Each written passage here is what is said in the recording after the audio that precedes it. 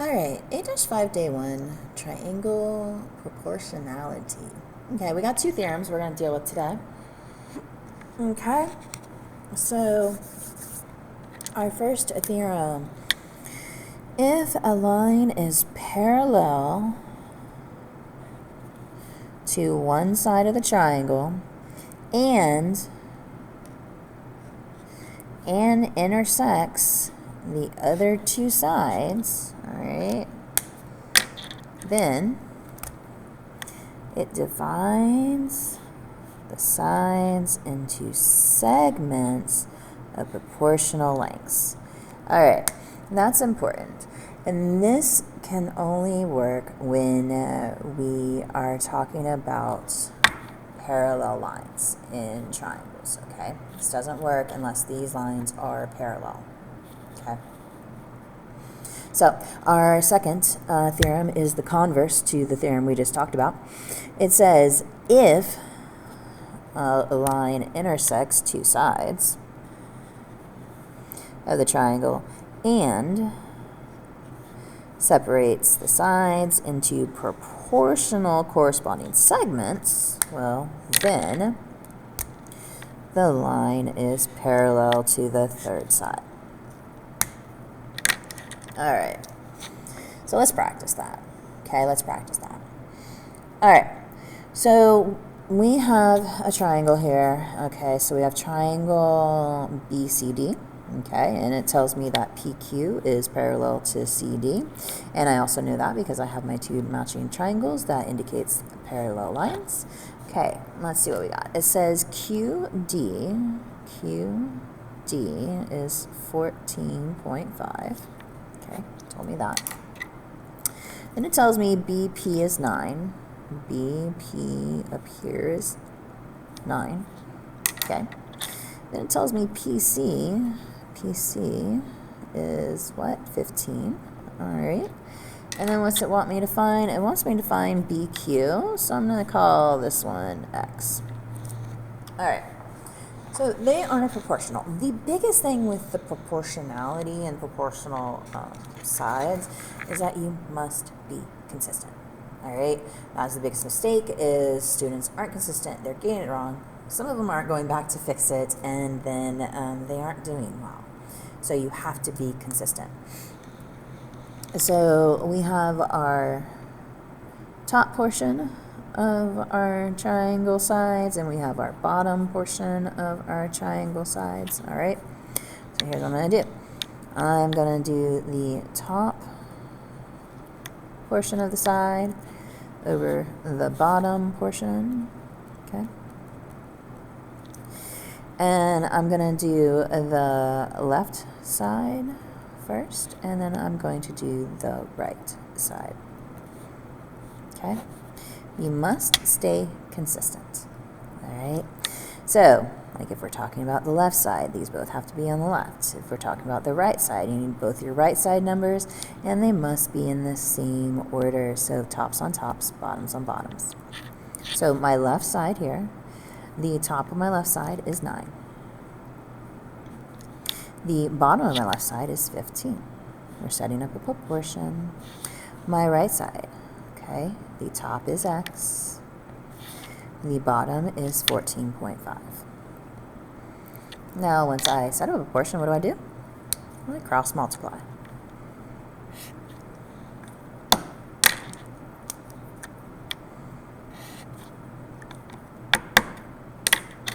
Now, could you have set up your proportion differently? Yes, you could have. You could have done, well, I'm going to do my left side and my right side. I'm going to do the bottom and the top. As long as you are consistent with where their placements is, all right, the math is still going to math out the same. You have to be consistent, though. Okay. So we've got 15x equals 130.5. Well, that's 15x. I don't want 15x. I want x. And that gives me 8.7. And x was my BQ. All right, and that's what I was looking for. So I have found it. Means we're done. All right, our second example. We're going going to use triangle proportions to determine if the lines are parallel. Okay, so we have these two lines here, and we want to prove they are parallel. All right, we want to prove they are parallel. So their parallelness is in question, and we're going to see what will make them parallel. Okay. What's going to make you parallel? Well, in order for them to be parallel, well, this side over this side must be proportional with this side over that side. Oh, okay. So let's see what we're given. Okay, it says in triangle WXY, YL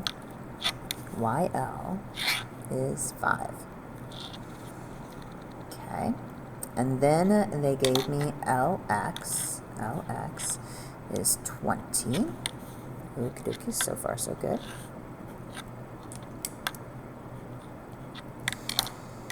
All right, and then it tells me something a little different.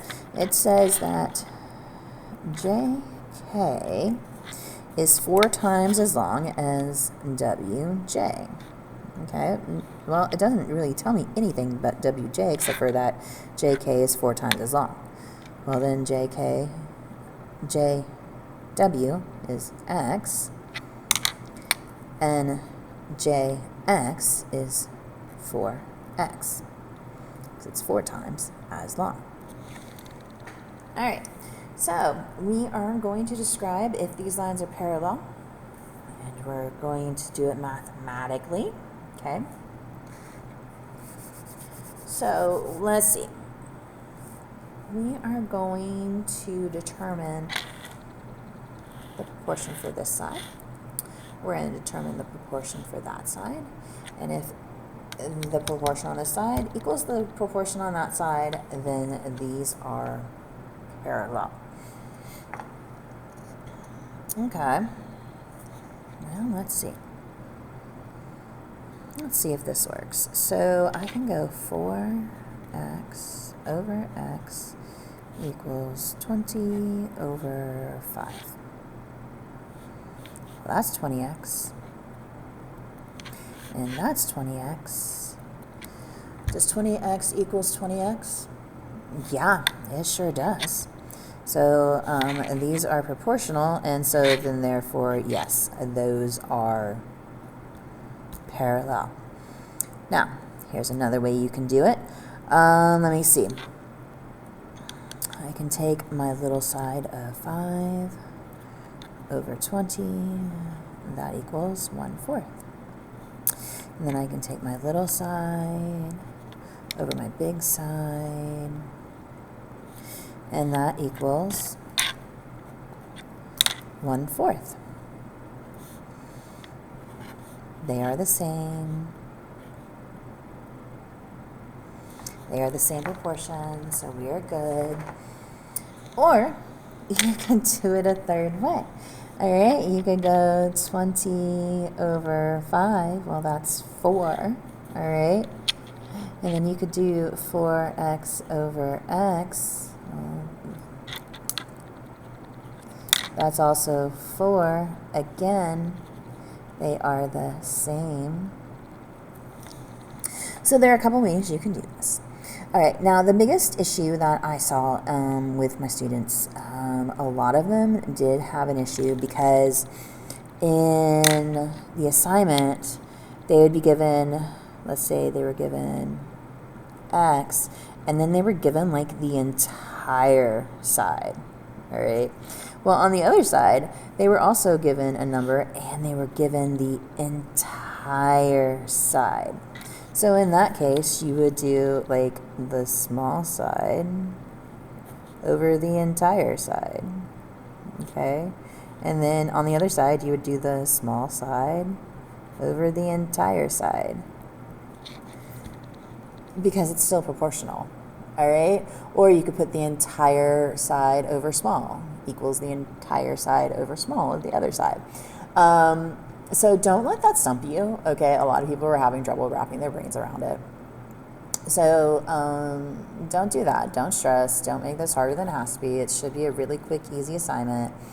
If it gives you a part and then the whole side, okay, well, put the part and then put the whole side. And then the other side, you should have a part and the whole side. Okay? So don't stress about that. Anyway, quick, easy assignment because this was Tuesday. There were a number of people out, so I wanted to make it quick and easy to catch up on this one. All right, good luck. Your assignment is in